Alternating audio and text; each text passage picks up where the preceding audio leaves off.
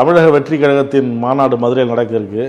எப்படி பார்க்குறீங்க? இப்போ இந்த மாநாட்டில் எந்தவித குற்றச்சாட்டும் வரக்கூடாதுன்னு பல்வேறு முன்னேற்பாடுகள்லாம் நிறையா நடக்குது. போன மாநாட்டில் மயக்கம் போட்டு விழுந்தாங்க, தண்ணி இல்லை, பல்வேறு இதெல்லாம் பிரச்சனைகள்லாம் குற்றச்சாட்டுகள்லாம் வந்துச்சு. ஒருத்தர் காணா போனாருன்னு இப்படிலாம் செய்திலாம் வந்துச்சு. இப்போ அது மாதிரிலாம் நடக்காமல் பைக்கிலெல்லாம் வரக்கூடாது, அது மாதிரி சில கட்டுப்பாடுகள், இராணுவ கட்டுப்பாடோடு எல்லோரும் வரணும் அப்படின்லாம் சொல்லியிருக்காங்க. ஆமாம்மா, அதோட முக்கியமானது மாணவர்கள் தொலைக்காட்சியில் பார்க்க வேண்டும் என்கிற கோரிக்கையை வச்சுருக்கிறாங்க. ஏன்னா அவர் ரேம்ப் வாக் வராரு. நீங்கள் பொதுவாக இந்த தமிழர்களுடைய அரசியலில் பார்த்தீங்கன்னா அப்படி தொண்டைகளையே பேசுவாங்க, சோடா குடிச்சிட்டு கருத்துக்களை புள்ளிகின்ற காட்சிகளை பார்த்துருக்கோம். அண்ணா காலத்தில், அந்த காலகட்டத்திலலாம் பார்த்தீங்கன்னா மணிக்கணக்காக தலைவர்கள் பேசுவாங்க. இன்றைக்கி மணிக்கணக்காக ரேம்ப் வாக், பேச்சு குறைந்து இன்றைக்கி ரேம்ப் வாக். ஏன்னா இன்றைக்கி மதுரை மாநாடு நீளமாக ரேம்ப் வாக் போகிறதுக்கான சூழல். இங்கேருந்து ஒரு 100 மீட்டர் விஜய் நடந்து தான் திருப்பி போகிறாரு அப்படிங்கிற மாதிரி ஒரு காட்சிகளை செட் பண்ணுறாங்க.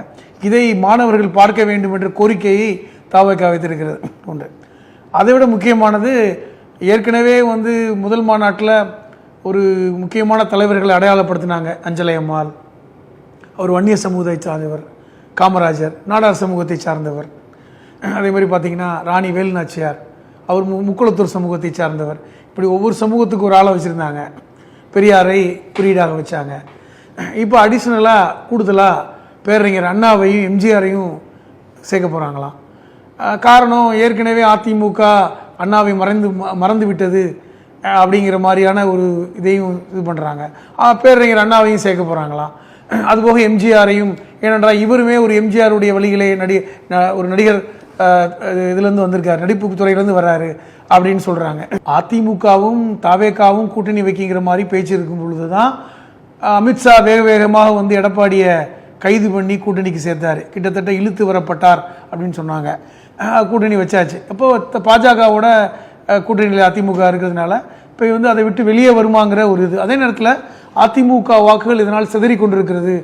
பாஜகவோட கூட்டணி வச்சதுனால உண்மையான எம்ஜிஆர் தொண்டர்கள் இன்னைக்கு வெளியே போயிட்டு இருக்காங்க அப்படிங்கிற ஒரு பார்வை பார்க்கப்படுகிறது. அதனால நம்ம எம்ஜிஆரையும் ஒரு குறியீடாக கொண்டு வரணும்னா அண்ணாவையும் சேர்த்து கூட்டி வரணும். ஏன்னா அண்ணாவை கூட்டி வரும்பொழுது எம்ஜிஆரையும் உள்ளே வந்துடலாம். அது முதல்ல இன்னும் ஒரு காகிதம் இல்லாத மட்டும் படம் வைக்கலன்னு நினைக்கிறேன், அதுவும் வச்சாலும் வைப்பாங்க.